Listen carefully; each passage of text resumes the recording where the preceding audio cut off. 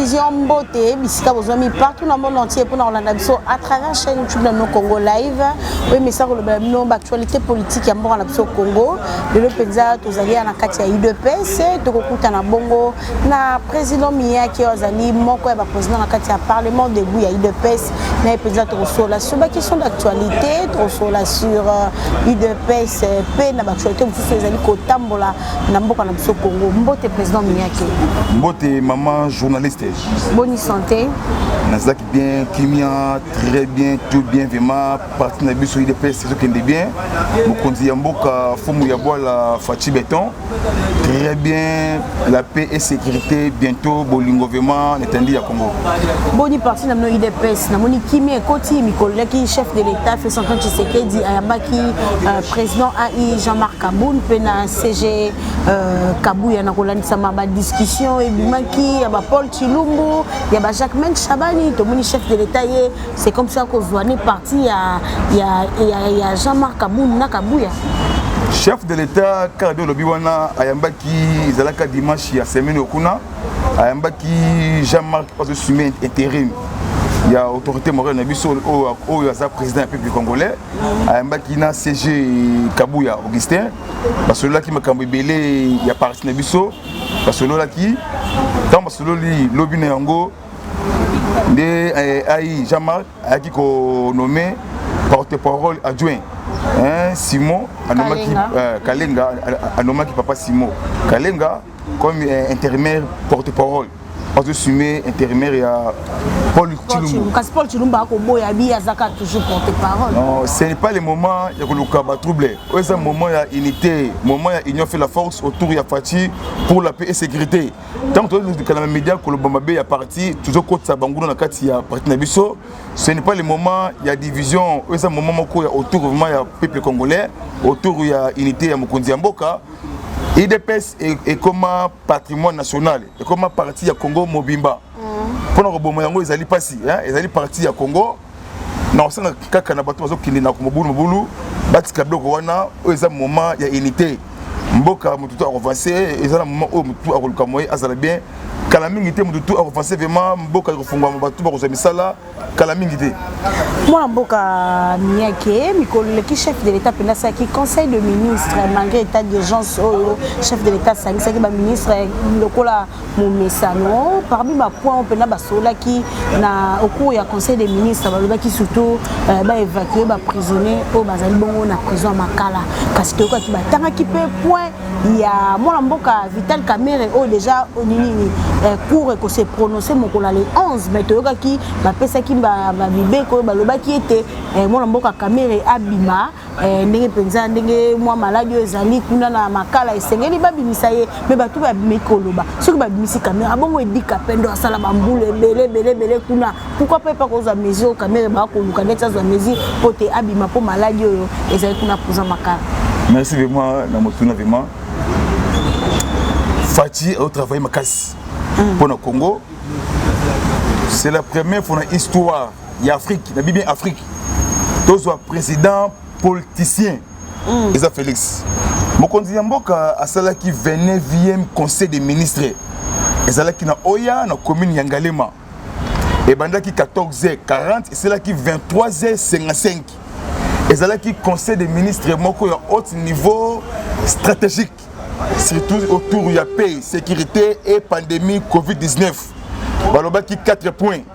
Il y a une complicité au conseil des ministres autour de la ministre de la justice au Babengi Tunda Yaka Sende. Aïba Ango, pouvoir judiciaire et ça le colo ya Mututu.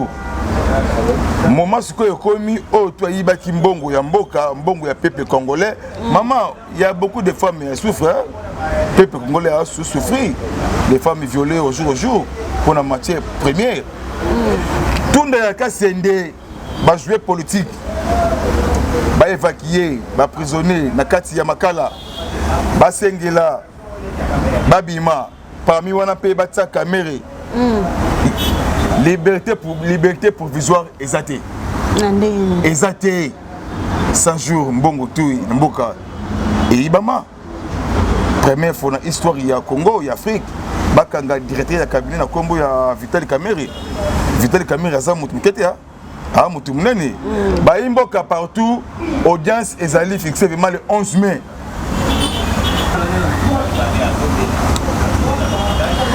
Balandia Congo Live Télévision Mbote, bisika bozwami partout dans le monde entier pour nous landa biso à travers chaîne YouTube de Congo Live. Oui, mais ça le bino actualité politique ya mboka na biso Congo. Le penza tozali na kati ya UDPS, tokokuta na bongo na président Miyaki ozali moko ya ba président na kati ya parlement de Bou ya UDPS. Na penza tokosola sur ba question d'actualité, tokosola sur UDPS pe na ba actualité mosusu ezali kotambola na mboka na biso Congo. Mbote président Miyaki. Mbote maman journaliste. Bonne santé. Nazak bien, Kimia, très bien, tout bien, vraiment. Parti na biso IDPS, c'est ce qui est bien. Mokonzi Yamboka, Foumou Yabola, Fachi Béton. Très bien, la paix et sécurité, bientôt, Bolingo vraiment, l'étendue à Congo. Boni parti na no IDPS, na moni Kimi Ekoti, Mikolaki, chef de l'État, fait son compte Tshisekedi, Ayambaki, président AI Jean-Marc Kaboun, pena CG Kabouya na kolandisa ma discussion et Bimaki, ya ba Paul Chilumbu, ya ba Jacques Men Chabani, to moni chef de l'État, c'est comme ça qu'on voit parti ya Jean-Marc Kaboun na Kabouya. Chef de l'État, Kado Lobiwana, Ayambaki, Zalaka Dimanche, ya semaine Okuna, Ayambaki, Jean-Marc Ozosume intérim. Il y a autorité morale Nabiso, il y a président du peuple congolais, Ayambaki na CG Kabouya Augustin, parce que là qui m'a cambélé, il y a parti Nabiso, parce que là qui, tant parce que Lobine Yango, de AI Jean-Marc, qui est nommé porte-parole adjoint. Simon, Kalenga, Anomaki Papa Simon. Kalenga, comme intérimaire porte-parole. On se soumet intérimaire, il y a Paul Chilumbu. Paul Chilumbu a toujours porte-parole. Non, ce n'est pas le moment où il y a troublé. C'est un moment où il y a unité, un moment où l'union fait la force autour de Fati pour la paix et la sécurité. Tant que les médias que le Bamabé est parti, toujours côté Sabangouna na kati ya parti Nabiso, ce n'est pas le moment il y a division, c'est un moment où il y a autour vraiment il y a peuple congolais, autour il y a unité il y a Mokonzi Mboka. IDPS est comme un patrimoine national, et comme un parti à Congo Mobimba. Pendant que Bomoyango ils allaient passer, ils allaient partir à Congo. Non, c'est quand on a battu qui n'est pas comme Mobulu, battu Kablo Rwanda, ils ont un moment il y a unité. Mboka mututu a avancé, ils ont un moment où mututu a relukamoye, azala bien.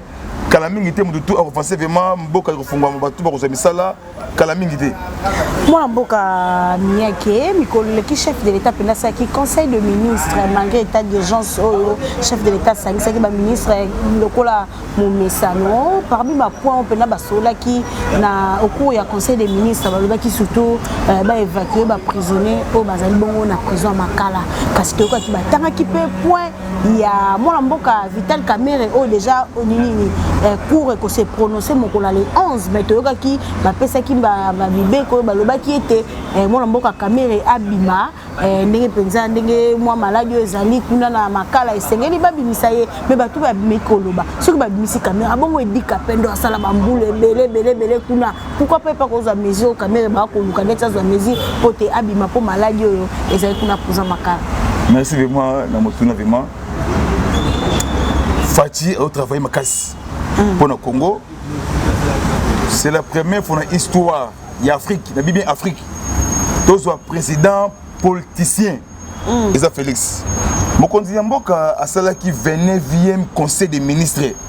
Et cela qui na Oya, na commune Yangalema. Et banda qui 14h40, et cela qui 23h55.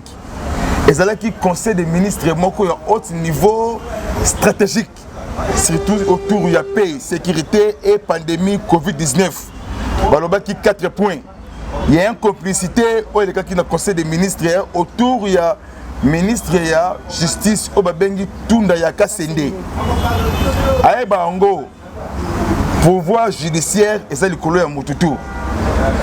Moment ce que commis au toi Ibaki Mbongo ya Mboka, Mbongo ya peuple congolais. Maman, il y a beaucoup de femmes qui souffrent. Le peuple congolais a souffert. Les femmes violées au jour pour la matière première. Tunda Yaka Sende, va jouer politique, va évacuer, va prisonnier, na kati ya Makala, va sengela, va bima, parmi wana pe batsa Kamerhe. Liberté provisoire exatée. Ezate 100 jours mbongo tui mboka et Ibama. Première fois dans l'histoire il y a Congo, il y a Afrique. Bakanga directeur de cabinet na Congo ya Vital Kamerhe. Vital Kamerhe aza mutu mukete ya. Ah mutu munene.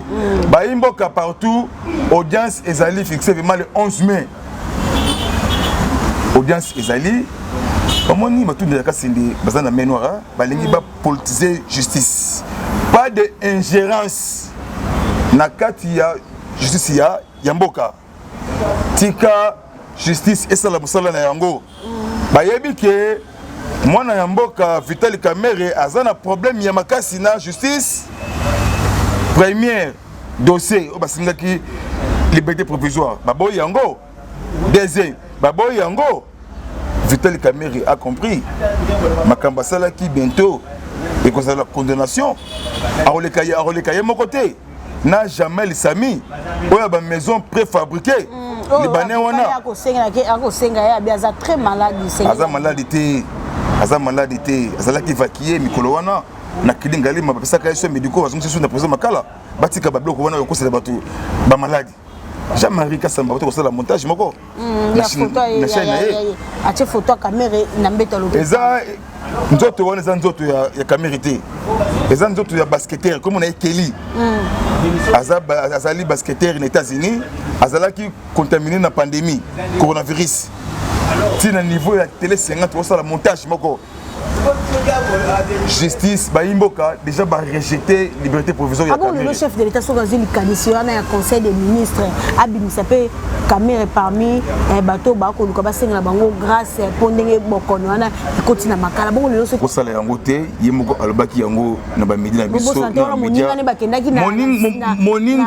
moninga non tant que ça la coalition maman pour l'intérêt individu to sala ka pour na revacer pays alobaki ni papa Fati alobaki nini même moninga na ngai même moi na mai na ngai wana ça problème ya justice et loko o epesi fierté le peuple congolais epesi fierté na pays ya Libanda mutu moko te ako fragiliser état de droit justice et ça la musala mutu tu o ya bengami azokende yango Kimbuta André les 60 millions yango osobela te yango luka costume ya bien sika ya bien de nuit on a déjà une invitation na parquet général ya matete biso auto fingate ya tu ba vraiment bo solo vraiment ya politique ya Congo abongo chibala o ye azoboya kaka donc il y a na dossier ya wana na chef ngo tena mutu nanga et ça là yango Kimbuta vraiment luka costume ya bien de nuit c'est pas toi sika ngaite moninga na yo hein o ba bengi na kombo yango bila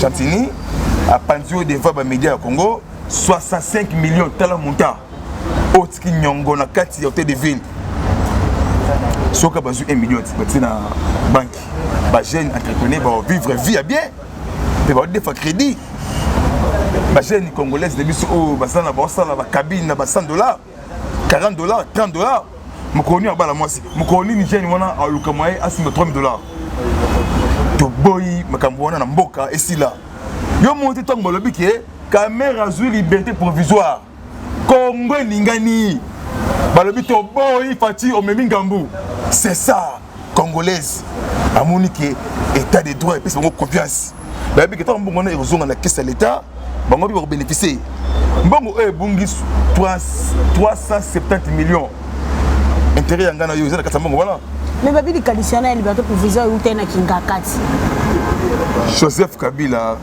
azalaki na laisser aller n'époque na ye ayebaki te bande kone batie na libulu ndo mondelo o Kabila commune na barege akomi ko regretter nzambi tambola ki mabe donc ce tout ezongi lié mais biso pas même 234 ans to bande ni biso na tas de droit bon tu songa na caisse ya l'état pourquoi pas banana social surtout ni kambo ndenge dollar social déjà non dollar na kana compte ya état de droit état de droit eza ko engroger tout na kati ya conseil de ministre mokonzi ya mboka azalaki na ministre na ye na kati wa ministre Belé ministre Obabengi Mikindu hein ministre Mikindu Ribens Mikindu et do carburant j'espère les lots la bouton les lots ou bien lobby ba okitsa carburant quand on a bisi ba imboka c'est la première fois de 2200 en 1980 pe ekosuka bongo te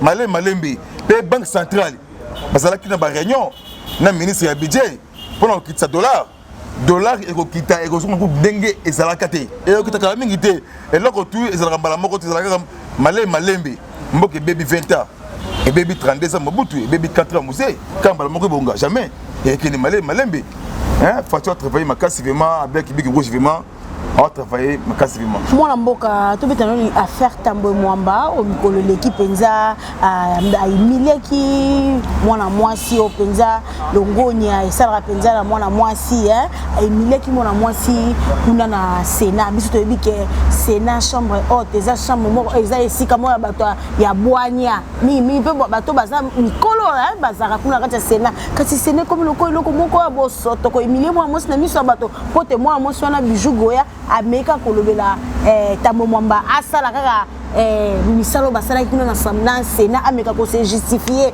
monsoleke wapi na yango na foko Emileki mwana mwasi tomoni pe ba député FCC ya basi o soni o humiliation ba telemi pe po ba condamner mwana mwasi ole bazata pour mwana mwasi ndenge ba Emileki okoloba nini na likambo esama ikuna na Sénat na kutimi ya babantu tango âge ezako pusala ozokoma na sagesse Tambo Mwamba a imposé sagesse alors qu'il a bassesse. Bassesse. À ça, dans une violation, il y a règlement intérieur, il y a Sénat. Article 92. Il y a le numéro 1, il y a Sénat, il y a moi si, na plénière. À poser une question simple. À côté si, il y a un document na niveau du Sénat, tout ça, la banquette.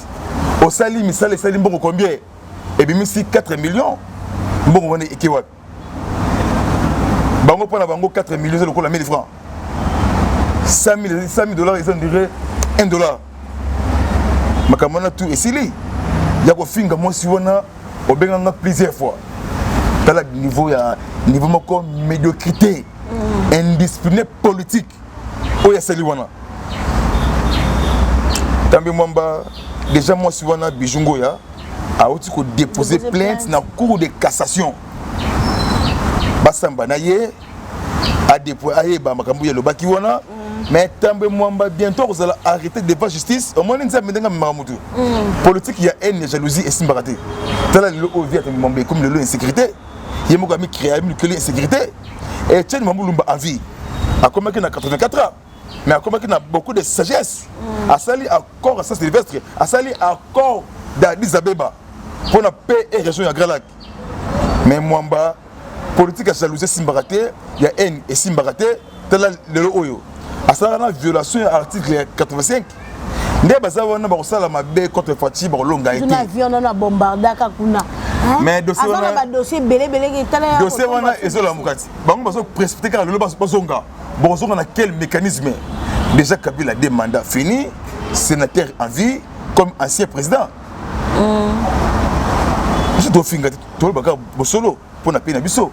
Moi mboka miyake to betana li solo le penza ba to landi ba information ba kolo ba été ba saisir avion moko kuna na Équateur na Sidubangi kasi selon ba information ba bi avion ezaki na kati na minduki na kati mais kana ko le bela biso na likambo etali avion ba ou ko saisir kuna na Équateur. Et donc wana elikile ba medina biso ezalaki na Nord Ubangi na aéroport international ya Guadeloupe. Bah saisi avion na ba munitions de guerre, ba armes lourdes. Il y a une complicité avec les officiers militaires. Bah donc la mission au Congo. Na ba seigneur de guerre, bah ça na makati ya makambwana. Pour mener rébellion, bah déstabiliser pouvoir Fati à partir à Équateur. Fati a travaillé ma casse, a dans service à ma casse, il y a sécurité et renseignement. Bakangi yango, bazui, il y a beaucoup de munitions, des armes. C'est quoi yo? Moi si wana numéro 1 il y a transporteur, il y a mandu qui wana na avion wana. Yende a otanga bandani oh batindi asala makambo wana. Dossier eza mulai. Tango makambo yaka ebele bako bimatia mais to ki ni mali makambo ezoya. Moi mboka miyake to le benom arrestation ya ministre ba uti ko kanga sikawa na ependa na mosolo ya liaki to moni état de droit ngo ko frapper ko kipete kala te to mona pe Kabila ko zoyer pour alire to kene na maka biso de sabu état de droit ils ont pour na mototé Ce qui vient de Kabila, alors qu'il y a une ignorance, de repérer sa justement politique, de précipiter. État des droits est là pour tous. Et là, il y a un ministre Oyo, Babengi à niveau Babengi le ministre comme on a John Tumba. As ministre du Congo, mais autant de parti à Cameroun et INC. Ministre de la formation professionnelle. Na début à 100 jours, à loi 32 millions de dollars américains. Pourquoi? Parce que Otonga Manzela, à niveau de Kassai, Nadibaya, Dibumba, Katoka, aidé. Mais vous savez, folie, n'a pas de procureur général, il y a cour de cassation déjà à déposer déjà, à saisir Sylvestre Ilunga, chef du gouvernement, à lever immunité parlementaire. Il y a John Tumba pour passer dans le niveau de la justice. Mais John Tumba, les lois, vous allez arrêter.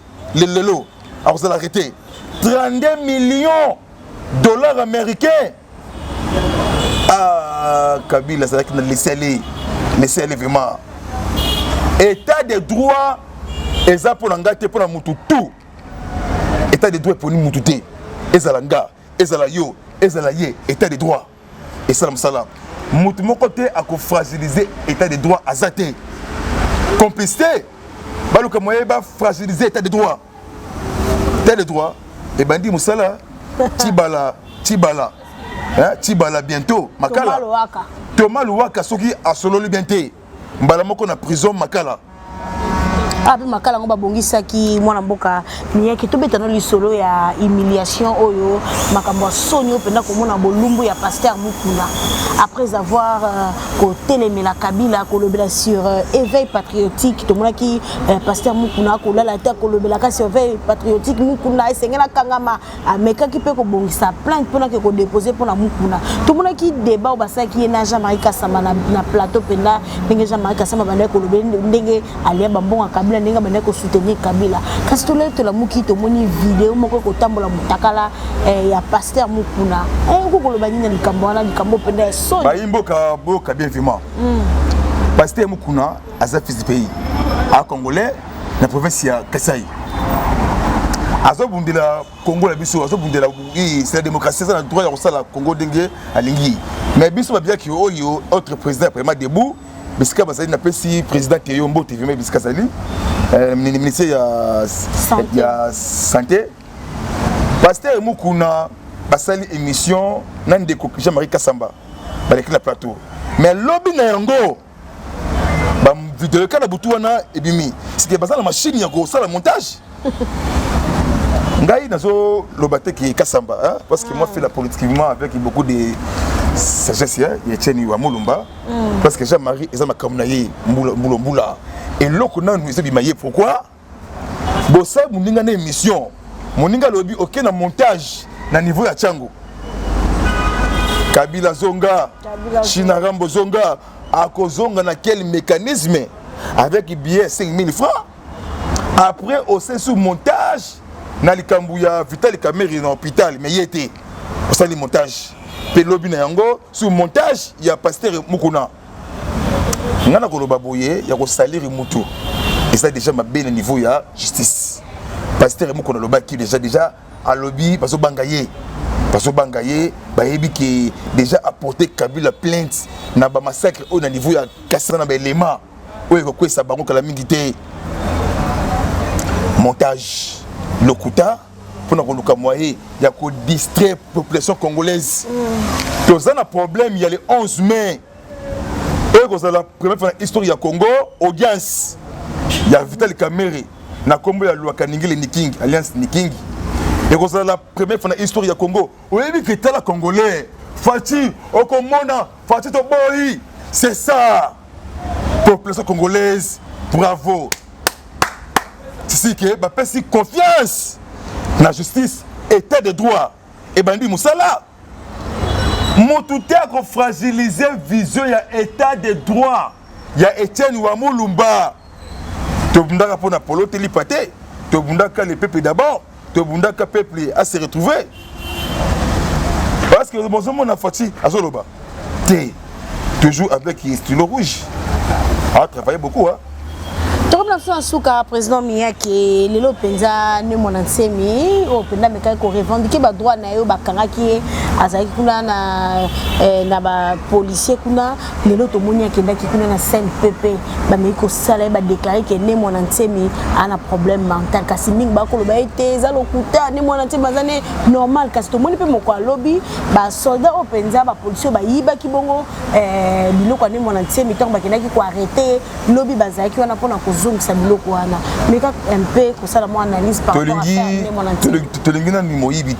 au sein de la police babloka ya mondasi faisonga c'est bloc on a assumé na mbongo na faisonga mais ça un problème na justice il a na justice parce que la ça qui déjà xénophobie donc non originaire et ça bien tous azali congolais ils ont fait la force moluba muyanzi tout na bango pourquoi parce que les ont souci avec congolais parce que tous la bomo ko bolingo na sima eko na biso mboka ko changer mboka ko bonga monde assez mais ça qui manipulation politique pour créer trouble dans toutes les provinces du Congo mais simbité c'est l'échec ba pesa ka dernier avertissement ba memie na CNPP ba jouer na trouble mental mais bato ki da sima na lo ba commis des bandades mboka ko changer mboka eko bonga ba yimboka pour ça la brancher vraiment na chaîne oyo bon na biso à mettre des fois suka leloté suka lobité to na ko kaka pona ko limbola binu makabetali politique ya mboka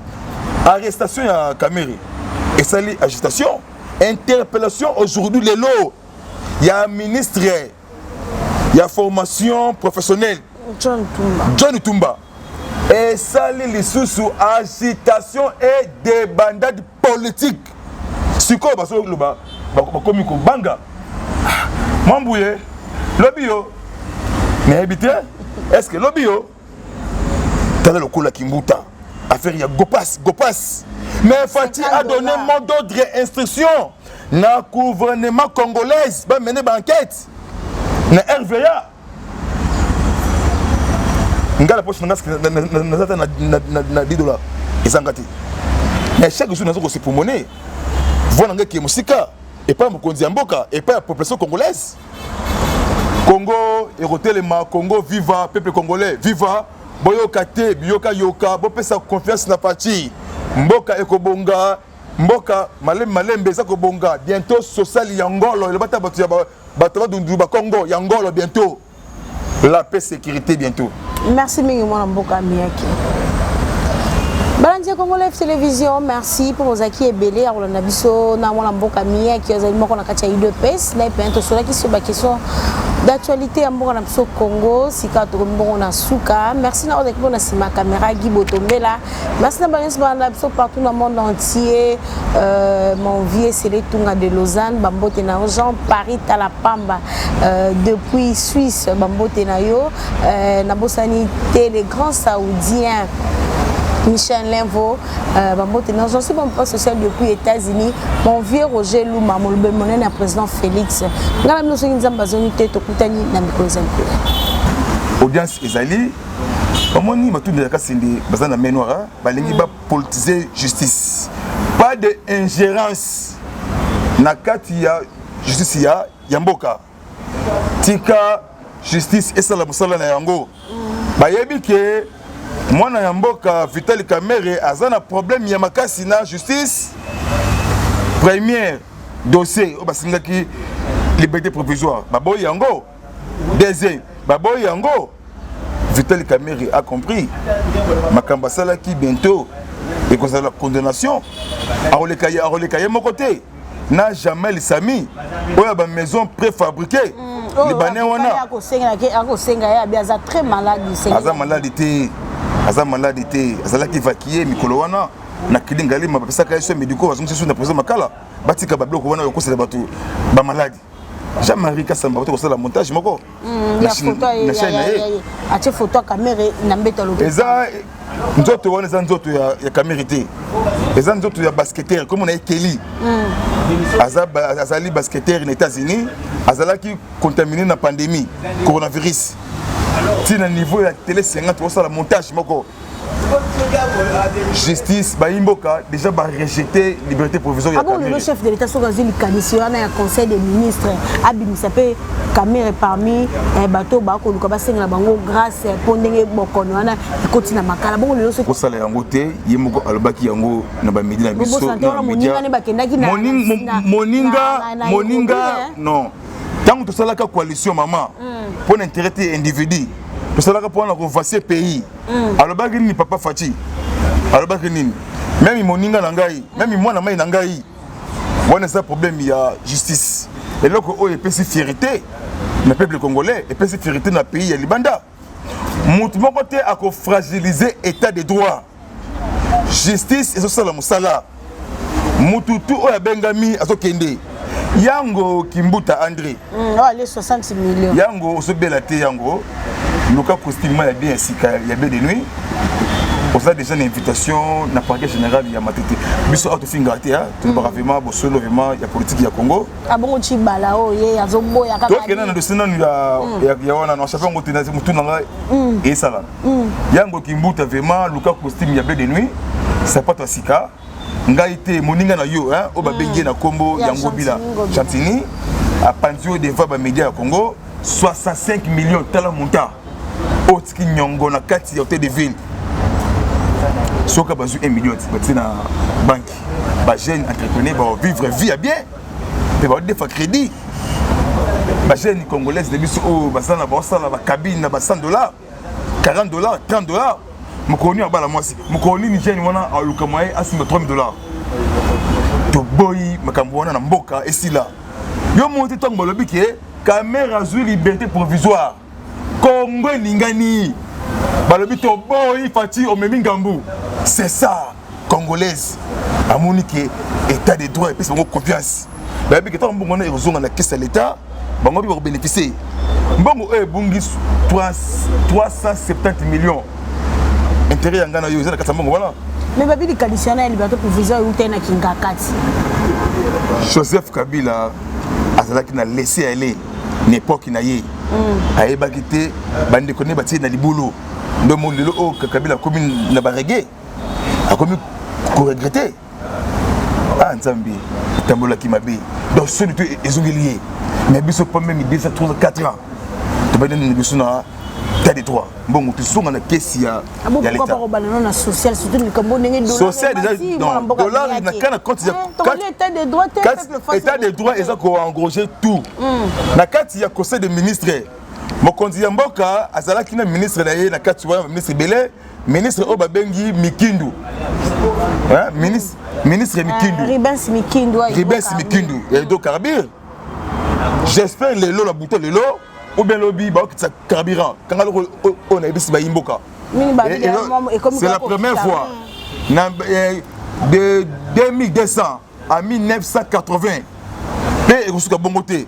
malembe pe banque centrale bazalaki na ba réunion na ministre ya budget pour okitsa dollar ekokita ekosuka ko ndenge ezalaka te ekokita kala mingi te eloko tu ezalaka mbala moko te ezalaka malembe mboke baby 20 ans et baby 32 ans Mobutu et baby 4 ans Moussé quand mbala moko bonga jamais et que malembe hein faut travailler makasi vraiment avec big rouge vraiment on travailler massivement. Moi mboka to betano affaire Tambo Mwamba au mikolo l'équipe penza a Emileki mwana mwasi o penza longonya et ça penza la mwana mwasi hein Emileki mwana mwasi kuna na Sénat biso to bike Sénat chambre haute eza chambre moko eza esika mo ya bato ya bwanya mi pe bato baza mikolo hein bazaka kuna kati Sénat kasi Sénat comme loko moko ya bosoto ko Emileki mwana mwasi na miso bato pote mwana mwasi wana bijou goya ameka kolobela Tambo Mwamba asala kaka misalo basala kuna na samna Sénat ameka ko se justifier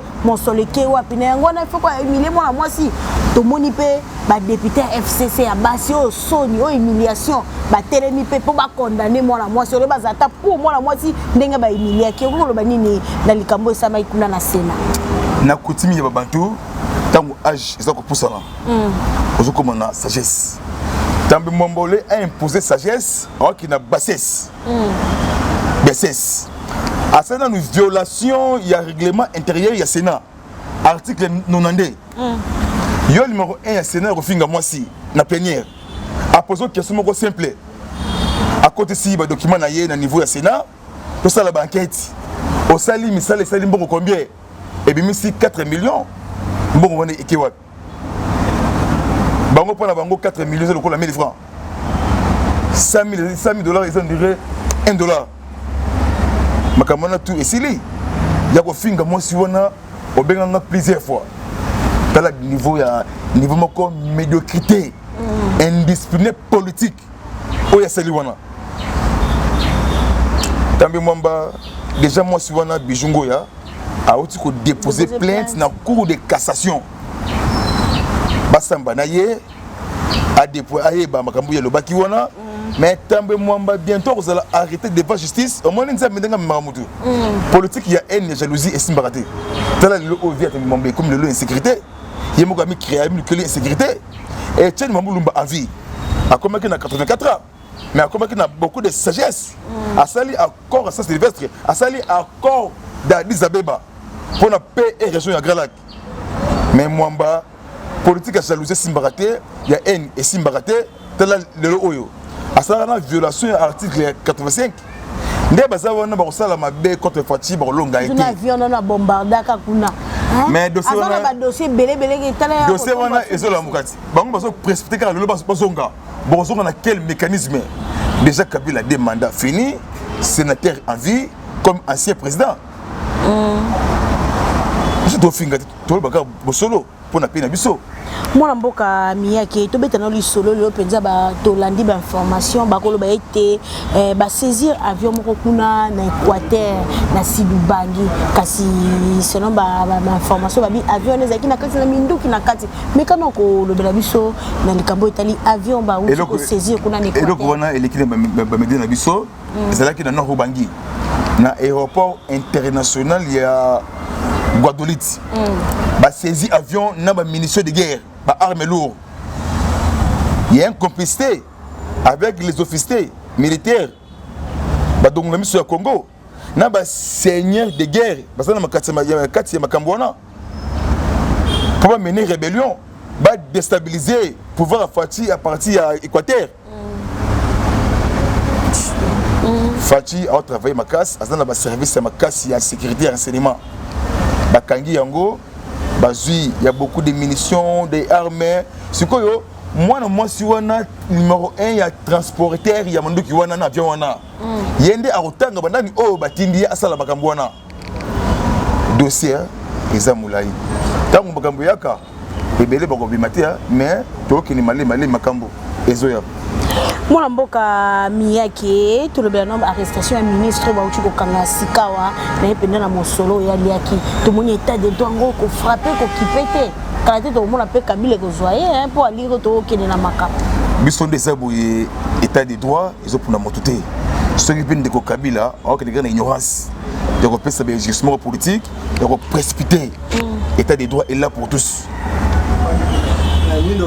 Le loco oyo tudingai ya ministre olelo oyo ba bengi na niveau ya ba bengi le ministre wana comme on a John Tumba asa ministre ya Congo mais autant na partie ya Kameri ya INC ministre ya formation professionnelle na début à 100 jours à loi 32 millions dollars américains. Pourquoi bapesa ki otonga banzela na niveau ya Kasai na Dibaya Dibumba Katoka aidé mais bosali folie na mbongo wana procureur général ya cour de cassation déjà a déposé déjà a saisi Sylvestre Ilunga chef du gouvernement a levé immunité parlementaire. Il y a John Tumba pour passer au niveau de la justice. Mais John Tumba, les lois, vous allez arrêter. Les lois, vous allez arrêter. 32 millions de dollars américains. Ah, Kabila, c'est là qu'il a laissé aller vraiment. État de droit, et ça pour l'engagement, pour la tout. État de droit pour nous moutouter. Et ça l'anga, et ça la yo, et ça la yé. État de droit. Et salam salam. Mon côté a fragiliser l'état de droit à Zate. Complicité. baluka moyen ba fragiliser état de droit. État de droit et bandi musala Tibala hein Tibala bientôt makala Thomas Luwaka soki asololi bientôt mbala moko na prison makala abi makala ngo babongisaki mwana mboka miyaki tobetano lisolo ya humiliation oyo makambo sonyo penda komona bolumbu ya pasteur Mukuna après avoir kotelemela Kabila kolobela sur éveil patriotique to monaki pasteur Mukuna kolala ta kolobela ka sur éveil patriotique Mukuna esengela kangama ameka ki pe ko bongisa plainte pona ke ko déposer pona Mukuna to monaki débat basaki na Jean-Marie Kasama na plateau penda ndenge Jean-Marie Kasama banda kolobela ndenge alia bambonga Kabila ndenge banda ko soutenir Kabila kasi to la muki to moni vidéo moko ko tambola mutakala ya pasteur Mukuna ko koloba nina likambo wana likambo penda so ba imboka boka bien vraiment pasteur Mukuna aza fils du pays a congolais na province ya Kasai azobundela Congo la biso azobundela c'est la démocratie ça na droit ya kosala Congo dengue alingi mais biso ba bien ki oyo autre président vraiment debout bisika bazali na pesi président Keyombo TV mais bisika sali ministre ya santé pasteur Mukuna basali émission nande ko Jean-Marie Kasamba baleki na plateau mais lobby na yango ba vidéo kana butu wana ebimi c'était basala machine ya ko sala montage ngai nazo lobate ki Kasamba hein parce que moi fait la politiquement avec beaucoup de sagesse ya Etienne wa Mulumba parce que Jean-Marie eza makamna ye mbula et loko na nous ebimaye pourquoi bossa muninga na émission muninga lobi OK na montage na niveau ya Tchango Kabila zonga China Rambo zonga akozonga na quel mécanisme avec billet 5000 francs après au sous montage na likambu ya Vital Kamerhe na hôpital mais yete pour ça le montage pelobi na yango sous montage ya pasteur Mukuna ngana koloba boye ya ko salir mutu et ça déjà mabé na niveau ya justice pasteur Mukuna lobaki déjà à lobby parce bangaye bayebi ki déjà apporté Kabila plainte na ba massacre au na niveau ya Kasana na ba élément oyo ko sa bango kala mingi te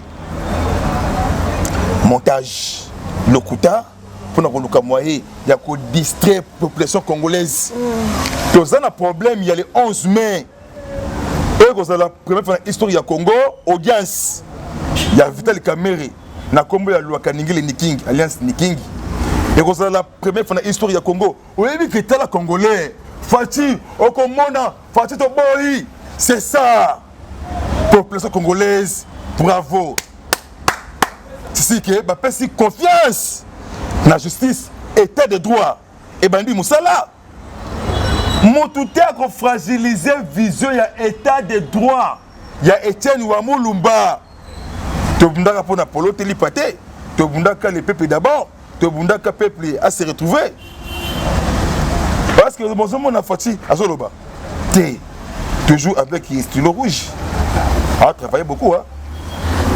Souka président Miyaki lelo penza ne monansemi o penda meka ko revendiquer ba droit na yo ba kangaki azaki kuna na ba policier kuna lelo to monia kenda ki kuna na CNPP ba meko sala ba déclarer que ne monansemi ana problème mental kasi ning ba ko ba été za lokuta ne monansemi bazane normal kasi to moni pe moko lobby ba soldat o penza ba policier ba yiba ki bongo biloko ne monansemi tant ba kenda ki ko arrêter lobby bazaki wana pona ko ça me wana mais quand un peu que ça la moi analyse par rapport à Tolingi na moyibité au sein de la police ba bloc ya monda si faisonga c'est bloc na ya assumer na mbongo na faisonga mais azana problème na justice il y a na justice parce que à la sac déjà xénophobie donc bien non originaire et ça bien té tous azali congolais ils ont fait la force Moloba Muyanzi tout na bango pourquoi parce que ça a souci ba congolais la déclaration seulement bomo ko bolingo na sima yeko na biso mboka ko changer mboka ko bonga monde c'est mais ça qui manipulation politique pour créer trouble dans toutes les provinces du Congo mais simbité c'est l'échec ba pesa ka dernier avertissement ba memie na CNPP ba jouer na trouble mental mais bato ki da sima na lelo ba commis des bandades mboka ko changer mboka ko bonga ba yimboka pour ça la brancher vraiment na chaîne oyo bon na biso à mettre fois suka lelo te suka lobi te tobanda ko kaka pona ko limbola bino makabetali politique ya mboka arrestation ya Kamere et sali agitation interpellation aujourd'hui lelo ya ministre ya formation professionnelle John Tumba et sali lisusu agitation et débandade politique siko baso loba bakomi ko banga Mambouye lobio mais habité est-ce que lobio t'as le coup la Kimbuta affaire ya Gopas mais Fati a donné mot d'ordre et instruction na gouvernement congolais va mener enquête na RVA ngala poche na $10 ezangati mais chaque jour nazo se pulmoner voilà nga ki musika et pas mokonzi mboka et pas la population congolaise Congo erotelema Congo viva peuple congolais viva boyoka te biyoka yoka bopesa confiance na parti mboka ekobonga mboka malembe za kobonga bientôt social yangolo le bata bato dundu ba Congo yangolo bientôt la paix sécurité bientôt. Merci mingi mwana mboka miaki. Balandia Congo Live Télévision, merci pour vos acquis et belé. Alors, on a vu ça dans mon amboka mié qui est également qu'on a catché UDPS. Là, il peut être sur la question d'actualité à mon Congo. Si quand on a souka, merci d'avoir été bon à ma caméra Guy Botombela. Merci d'avoir été partout dans le monde entier. Mon vieux c'est les Tunga de Lausanne, Bambote na Jean Paris Talapamba depuis Suisse, Bambote na yo, Nabosani les grands Saoudiens. Michel Lenvo, j'en suis bon poste social depuis les États-Unis. Mon vieux Roger Louma, mon président Félix. Nous sommes en train de